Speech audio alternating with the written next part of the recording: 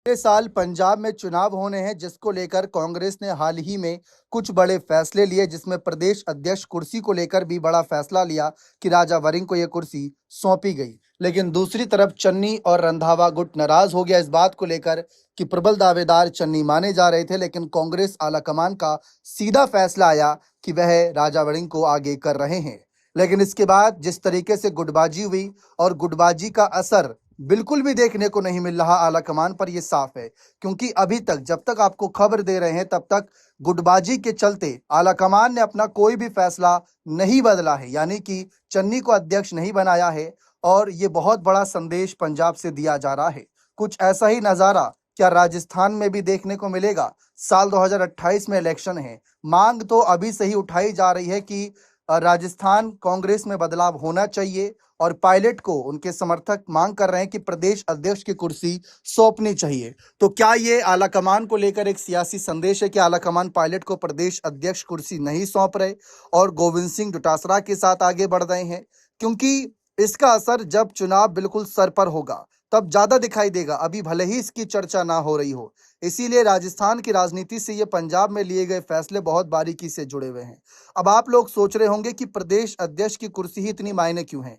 CM चेहरा अपने आप को घोषित करवा लो, उसके बाद तो कोई भी अध्यक्ष बने, कोई भी प्रचार समिति का अध्यक्ष बने, बात की बात है। देखिए, ये बात आप जानते हैं कि कांग्रेस में प्रदेश अध्यक्ष कुर्सी जिसके पास होती है, प्रबल चांसेस उसी का होता है कि अगर चुनाव जीते तो मुख्यमंत्री वही बनेगा। और वही नजारा 2018 में भी था कि पायलट प्रदेश अध्यक्ष थे तो गहलोत को कुर्सी दी गई तो पायलट गुट नाराज हो गया था, यही कहकर कि पायलट प्रदेश अध्यक्ष रहकर मेहनत किए और फल गहलोत गुट ले गया। दूसरी तरफ अभी हाल ही में कर्नाटक में डीके शिव कुमार को मुख्यमंत्री बनाया, क्योंकि उन्होंने प्रदेश अध्यक्ष रहते हुए काम किया था और सिद्धारमैया को 2.5 साल के लिए ही सही सीएम कुर्सी सौंपी थी, उससे पहले भी उनके पास ही कुर्सी थी। तो उनका गुट भी नाराज ना हो और यहाँ पे बदलाव हो, इसीलिए कांग्रेस ने फैसला लिया। सिद्धारमैया गुट की नाराजगी तो इस बार भी थी, लेकिन आलाकमान के सामने उनकी एक नहीं चली। यानी आलाकमान का दिल्ली से सीधा संदेश आ रहा है कि अगर कोई पाला बदलना चाहे तो पाला बदल सकता है। क्या सचिन पायलट के साथ भी यही होगा? क्या उनके समर्थन में फैसला आएगा या उनके खिलाफत में? क्योंकि अभी तक तो प्रदेश अध्यक्ष नहीं बदला गया है और चुनाव से कुछ महीनों पहले प्रदेश अध्यक्ष बदलना गुटबाजी को बुलावा दे सकता है और गुटबाजी का असर नतीजों पर पड़ सकता है। क्या आपको लगता है कि पायलट के साथ नाइंसाफी हो रही है या फिर अंतिम समय में उन्हें आगे किया जाएगा? देखिए, यही बात कही जा रही है कि अगर अगर आपको डोटासरा को हटाना है तो अभी हटा दीजिए, 2.5 साल का वक्त है।